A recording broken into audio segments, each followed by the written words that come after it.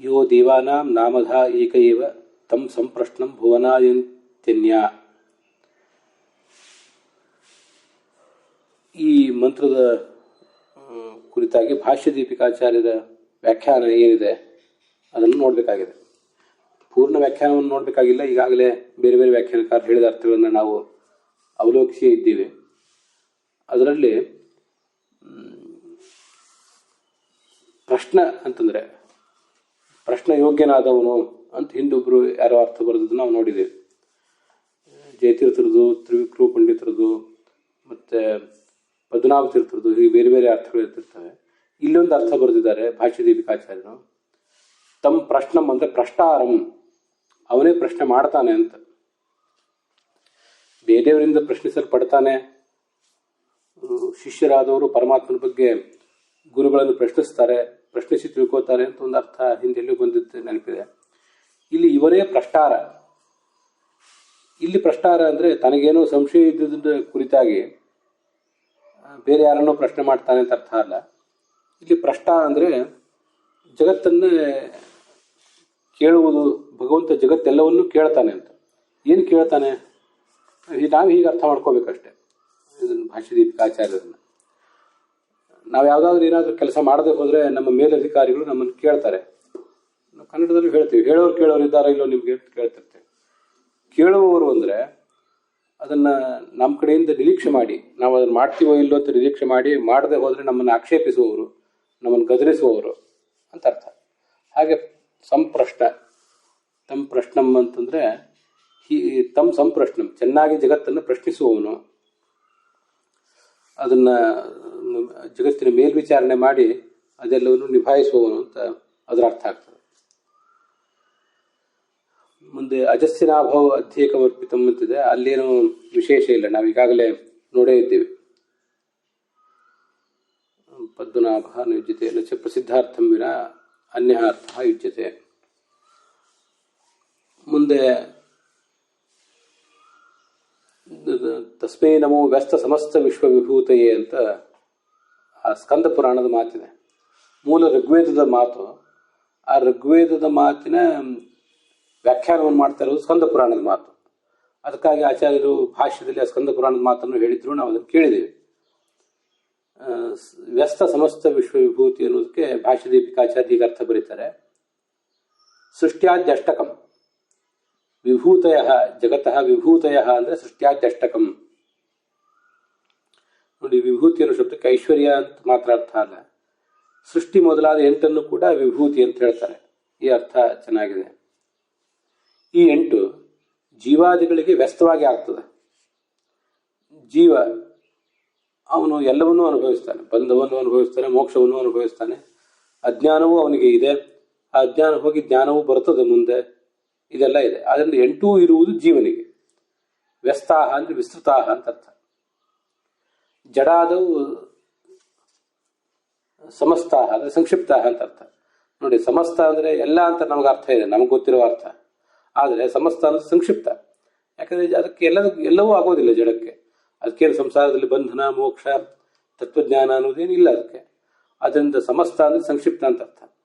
ವ್ಯಸ್ತ ಅಂದರೆ ವಿಸ್ತೃತ ಅಂತ ಹೀಗೆ ಅರ್ಥ. ಈಗಾಗಲೇ ಈ ಅರ್ಥವನ್ನು ಕೂಡ ನಾವು ನೋಡಿದ್ದೇವೆ. ತ್ರಿವಿಕ್ರಮ ಪಂಡಿತರ ಅರ್ಥ ಒಂದು, ಬೇರೆ ಬೇರೆ ಅರ್ಥಗಳನ್ನ ನೋಡಿದ್ದೀವಿ. ಶಬ್ದಗಳನ್ನು ಹೇಗೂ ನಾವು ಅರ್ಥ ಮಾಡ್ಕೊಳ್ಬಹುದು ಅನ್ನೋದಕ್ಕೆ ಒಂದು ಉದಾಹರಣೆ. ವಿಶ್ವವಿಭೂತಯ ಏನ ಅಸೌ ವ್ಯಸ್ತ ಸಮಸ್ತ ವಿಶ್ವವಿಭೂತಿ ವಿಷ್ಣೋರ್ ವ್ಯಸ್ತಾ ಸಮಸ್ತಾಹ ಅಂತ ಆಚಾರ್ಯರು ಕೂಡ ಭಾಗವತ ತಾತ್ಪರ್ಯದಲ್ಲಿ ಅಸ್ಯ ಶ್ರೀ ಬ್ರಹ್ಮರುದ್ರ ಪ್ರಭೃತಿ ನರ ದ್ವಿಶತತ್ವಾತ್ಮಕಸ್ಯ, ಈ ಸಮಸ್ತ ಪ್ರಪಂಚಕ್ಕೂ ವಿಷ್ಣುವಿನಿಂದಲೇ ಈ ಎಲ್ಲವೂ ಕೂಡ ಆಗುವುದು.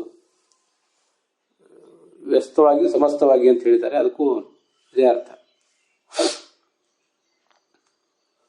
ನೋಡಿ, ತತ್ವ ಪ್ರದೀಪೇತು.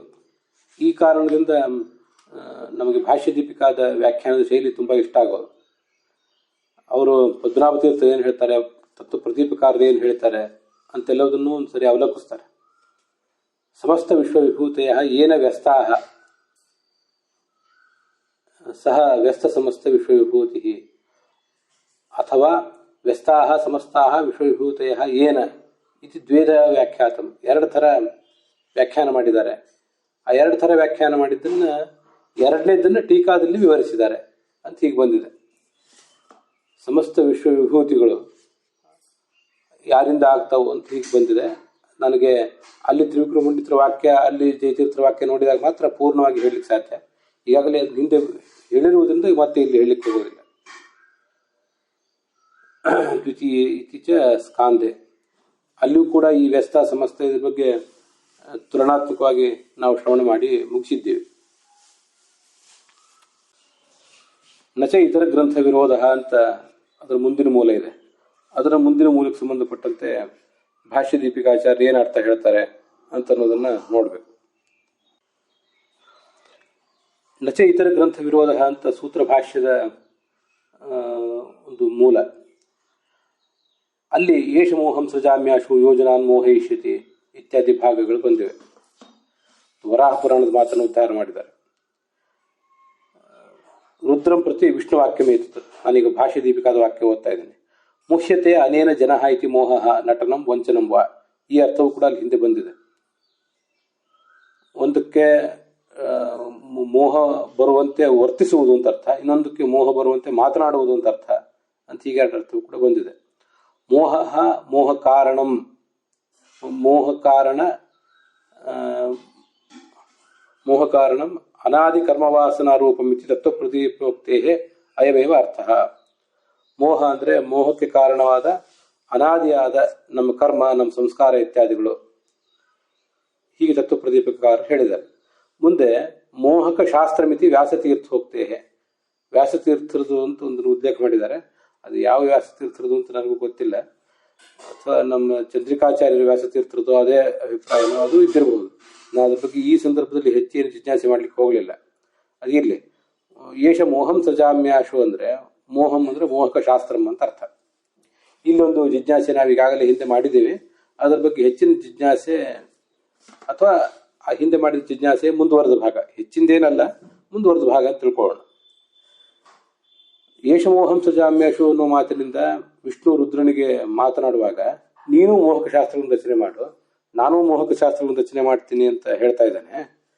ಈ ಥರ ಮೋಹಕ ಶಾಸ್ತ್ರವನ್ನು ರಚನೆ ಮಾಡ್ತಾನೆ ಭಗವಂತ ಅಂತ ಹೇಳುವುದು ಹೇಗೆ ಸರಿ? ಯಾಕೆಂದ್ರೆ ತ್ರಿವಿಕ್ರಮ ಪಂಡಿತರು ಅಸ್ಯ ನನ್ನ ಮೋಹಶಾಸ್ತ್ರಸ್ಯ ವಕ್ತಾ ವಿಷ್ಣುರಾಶಂಕ್ಯ, ವಿಷ್ಣುವನ್ನು ಯಾವತ್ತೂ ಕೂಡ ಮೋಹಶಾಸ್ತ್ರಕ್ಕೆ ವಕ್ತಾ ಅಂತ ನೀವು ಆಲೋಚನೆ ಮಾಡಬಾರ್ದು. ಇದು ನಚಾಸ್ಯ ಅಂತ ಏನಿದೆಯಲ್ಲ, ಇದೆಲ್ಲವೂ ತ್ರಿವಿಕ್ರಮ ಪಂಡಿತರ ವಾಕ್ಯ. ನ ಮೋಹಶಾಸ್ತ್ರಸ್ಯ ಅನ್ನೋದು, ನಚಾಸ್ಯ ಅನ್ನೋದು ಭಾಷ್ಯ ದೀಪಿಕಾಚಾರ್ಯರ ವಾಕ್ಯ. ಇದನ್ನು ಗಮನಿಸಬೇಕು. ಆ ಬೋಲ್ಡ್ ಲೆಟರ್ಸ್ ನಲ್ಲಿ ನ ಮೋಹಶಾಸ್ತ್ರಸ್ಯ ವಕ್ತಾ ವಿಷ್ಣುರಾಶಂಕ್ಯ ಅಜಸ್ಯ ಅವಕ್ರಚೇತಸಃ ಇತಿ ಶ್ರುತಿ. ಇದಿಷ್ಟು ತತ್ವಪ್ರದೀಪದ ಮಾತು. ಅದನ್ನ ಇಲ್ಲಿ ಕೋಟ್ ಮಾಡ್ತಾ ಇದ್ದಾರೆ ಭಾಷ್ಯ ದೀಪಿಕಾಚಾರ್ಯ. ಈ ತತ್ವಪ್ರದೀಪದಲ್ಲಿ ಹೀಗೆ ಬಂದಿರೋದ್ರಿಂದ ಮೋಹಶಾಸ್ತ್ರಕ್ಕೆ ವಕ್ತ ನಾರಾಯಣ ಯಾವತ್ತೂ ಆಗ್ಲಿಕ್ಕೆ ಸಾಧ್ಯ ಇಲ್ಲ. ಯಾಕಂದ್ರೆ ಮೋಹಕವಾದ ಮಾತನ್ನ, ವಂಚನೆಯ ಮಾತನ್ನ ಆಡುವವರು ಯಾರು ವಂಚಕರಾಗಿರ್ತಾರೋ, ವಕ್ರ ಬುದ್ಧಿಯವರಾಗಿರ್ತಾರೋ ಅವ್ರು ಆಡ್ತಾರೆ. ಯಾರು ವಕ್ತ ಬುದ್ಧಿಯವರಲ್ಲವೋ ಅವ್ರು ಯಾವತ್ತೂ ಕೂಡ ಈ ತರ ಮೋಹಕವಾದ ಮಾತನ್ನ ಆಡುವುದೇ ಇಲ್ಲ.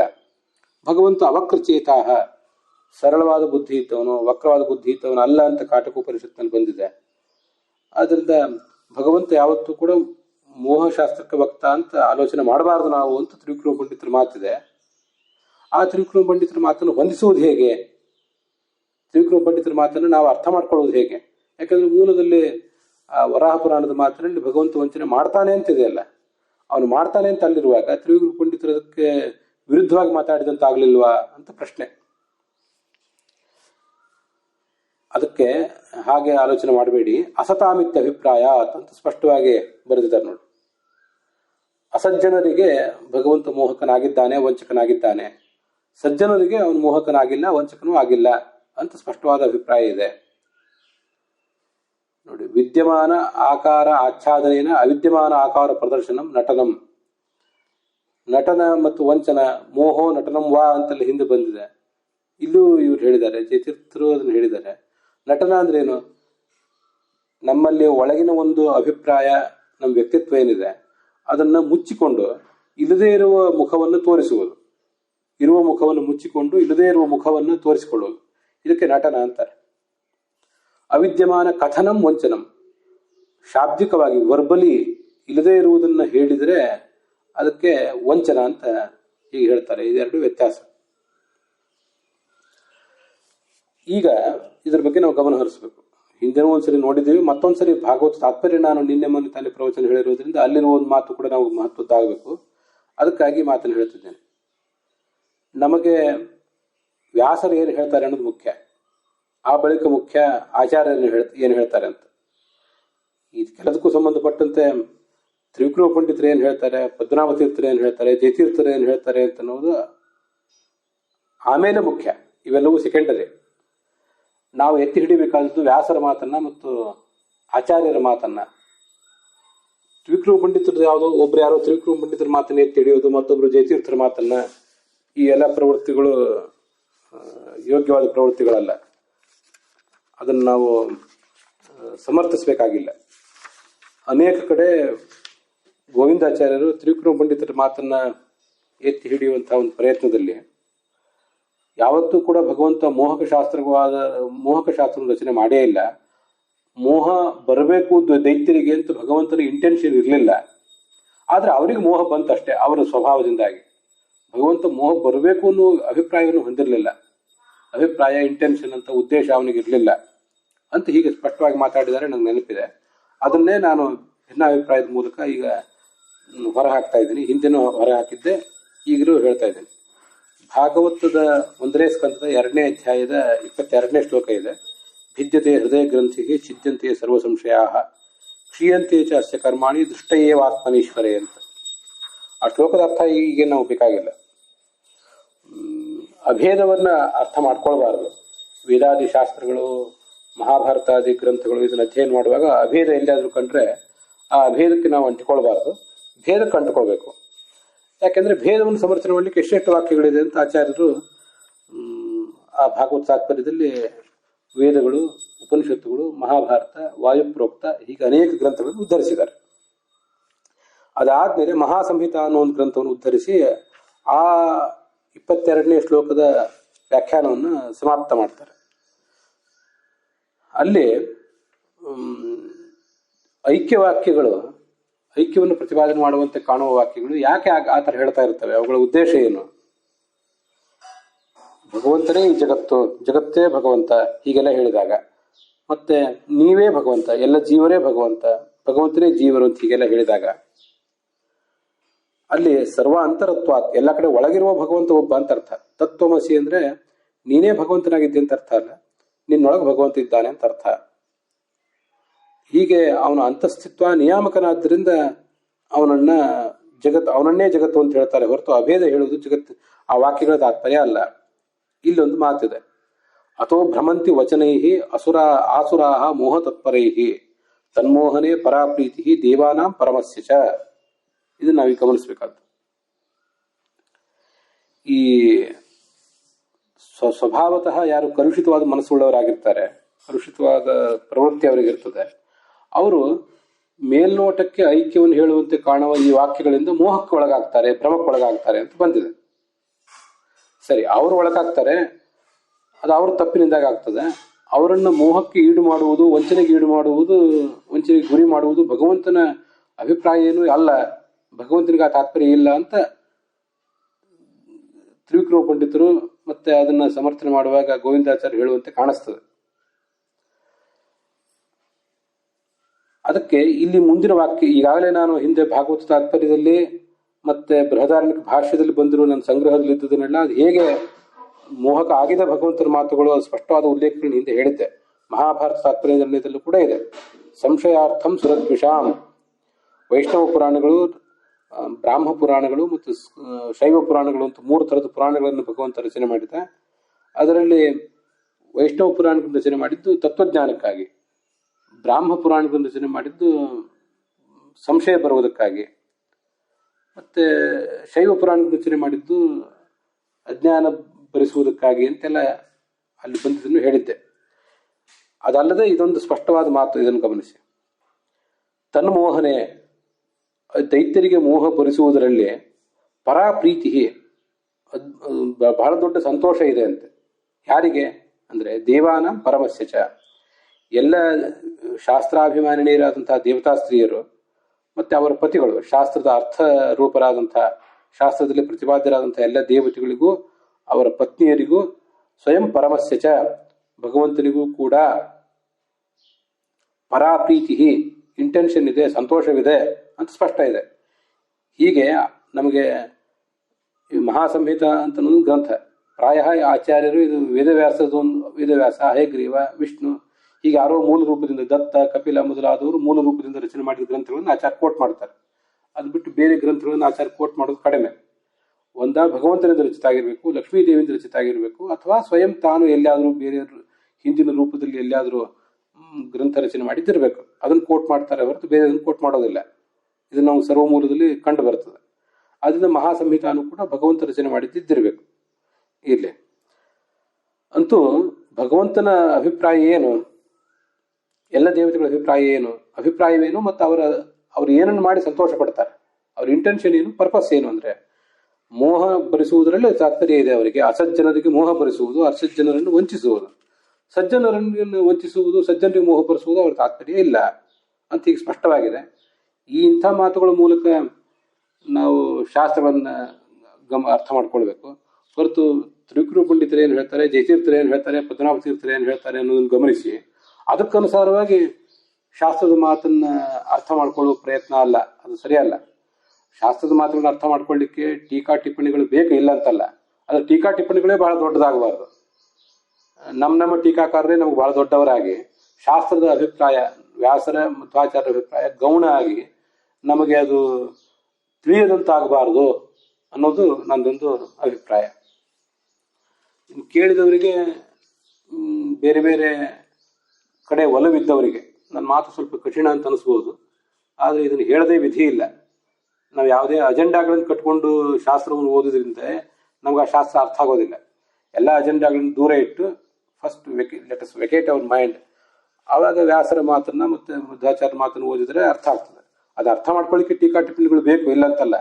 ಟೀಕಾ ಟಿಪ್ಪಣಿಗಳ ಅವರ ಅಭಿಪ್ರಾಯವೇ ಮುಖ್ಯ ಆಗಿ ವ್ಯಾಸರ ಆಚಾರ್ಯರ ಅಭಿಪ್ರಾಯ ಗೌಣ ಆಗಬಾರದು.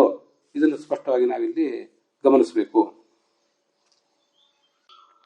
ನಾವಿವತ್ತು ವಿಚಾರ ಮಾಡ್ತಿರುವುದಲ್ಲ, ಭಾಷ್ಯ ದೀಪಿಕಾಚಾರ್ಯರು ಈ ಹಿಂದೆನೇ ಇದನ್ನು ವಿಚಾರ ಮಾಡಿದ್ದಾರೆ. ತ್ರಿವಿಕ್ರಮ ಪಂಡಿತರ ಮಾತು ಪ್ರಮಾಣ ಆಗಿ ಉಳಿಬೇಕು ಅಂತ ಆದ್ರೆ ಭಗವಂತ ಅಸಜ್ಜನರಿಗೆ ಮೋಹಕ, ಸಜ್ಜನರಿಗೆ ಮೋಹಕ ಅಲ್ಲ ಅಂತ ಅರ್ಥ ಹೇಳಬೇಕು. ಅದಿಲ್ಲದೆ ಹೋದ್ರೆ ತ್ರಿವಿಕ್ರಮ ಪಂಡಿತರ ಮಾತೆ ಬಿದ್ದು ಹೋಗ್ತದೆ ಅಷ್ಟೇ. ಅದನ್ನ ಹಿಂದಿನ ಭಾಷ್ಯ ದೀಪಿಕಾಚಾರ್ಯ ಹೀಗೆ ವಿಚಾರ ಮಾಡಿ ವಿಮರ್ಶೆ ಮಾಡಿದ್ದಾರೆ ಅಂತ ನಾವು ಗಮನಿಸ್ಬೇಕು. ತ್ವಂಚ ರುದ್ರ ಮಹಾಬಾಹೋ ಅಂತಿದೆಯಲ್ಲ, ಮಹಾಬಾಹೋ ಅಂದ್ರೆ ಬಲಿಷ್ಠವಾದ ಬಾಹು ಉಳ್ಳವನು ಅಂತ ಇಷ್ಟು ಮಾತ್ರ ಅರ್ಥ ಅಲ್ಲ. ಅದಕ್ಕೆ ಭಾಷ್ಯ ದೀಪಿಕಾಚಾರ್ಯ ಅರ್ಥ ಬರೀತಾರೆ, ಶತ್ರು ಬಾಧಕ ಅಂಗಯುಕ್ತ, ಶತ್ರುವನ್ನು ಬಾಧಿಸುವ ಅಂಗದಿಂದ. ಬಾಹು ಅಂದ್ರೆ ಕೇವಲ ಬಾಹು ಅಲ್ಲ, ನಿನ್ನ ಅಂಗಾಂಗಗಳಿಂದ ಶತ್ರುಗಳನ್ನು ಬಾಧಿಸುವವನೇ ಅಂತ ಈಗ ಅರ್ಥ ಬರೆದಿದ್ದಾರೆ. ಮಹಾಭುಜ ಅಂದ್ರೆ ಮಹಾಭಕ್ಷಕ, ಮಹಾಕುಟಿಲ, ವಕ್ರಬುದ್ಧಿ ಉಳ್ಳವನೇ ಅಂತ ಅದು ಒಂದು ಅರ್ಥನೂ ಹೇಳಿದ್ದಾರೆ ಅವರು. ಮಹಾಭುಜ, ಮಹಾಭಕ್ಷಕ, ಮಹಾಕುಟಿಲ ಐತಿವ, ಭುಜೋ ಕೌಟಿಲ್ಯ ಅಂತ ಧಾತು ಇದೆ, ಅದನ್ನು ಬಳಕೆ ಮಾಡಿಕೊಂಡು ಈಗ ಅವ್ರ ಅರ್ಥ ಹೇಳ್ತಾರೆ. ಇದಿಷ್ಟಾಯ್ತು. ಮುಂದೆ ಅಲ್ಲಿ ಪ್ರಕಾಶಂ ಕುರು ಚಾತ್ಮಾನಂ ಅಪ್ರಕಾಶಂ ಚ ಮಾಂ ಕುರು ಅನ್ನೋದ್ರ ಬಗ್ಗೆನೂ ಕೂಡ ಹಿಂದೆ ನಂದೊಂದು ಜಿಜ್ಞಾಸೆಯನ್ನು ಹೇಳಿದ್ದೆ. ಅದನ್ನು ತಗೊಂಡಿದ್ದಾರೆ ಭಾಷ್ಯ ದೀಪಿಕಾಚಾರ್ಯರು. ಆದರೆ ನಾನು ಹೇಳಿದ ಸಮಾಧಾನಕ್ಕೂ ಭಾಷ್ಯ ದೀಪಿಕಾಚಾರ್ಯ ಹೇಳಿದ ಸಮಾಧಾನಕ್ಕೂ ವ್ಯತ್ಯಾಸ ಇದೆ. ಪ್ರಕಾಶ ಅನ್ನೋ ಶಬ್ದಕ್ಕೂ ಪ್ರಸಿದ್ಧ ಅಂತ ಅರ್ಥ ಇದೆ, ಅದನ್ನ ಬಳಕೆ ಮಾಡ್ಕೋಬೇಕಾಗಿತ್ತು, ಮಾಡ್ಕೊಂಡಿಲ್ಲ. ಇವರು ಭಾಷ್ಯ ದೀಪಿಕಾಚಾರ್ಯ ಹೇಳಿದ್ದು ಜಯತೀರ್ಥರು ಹೇಳಿದ ಅಭಿಪ್ರಾಯದಂತಲೇ ಇದೆ, ಆದ್ರೆ ಆ ಅರ್ಥ ಬೇಕಾಗಿಲ್ಲ. ಪ್ರಕಾಶ ಎಂಬ ಶಬ್ದಕ್ಕೆ ಪ್ರಸಿದ್ಧಿ ಅಂತನೂ ಅರ್ಥ ಇದೆ, ಪ್ರಸಿದ್ಧ ಅಂತನೂ ಅರ್ಥ ಇದೆ.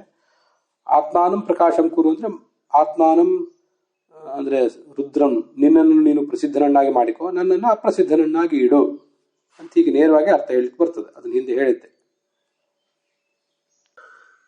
ಅಲ್ಲಿಗೆ ಇವತ್ತಿನ ಭಾಗ ಸಮಾಪ್ತವಾಗಿದೆ.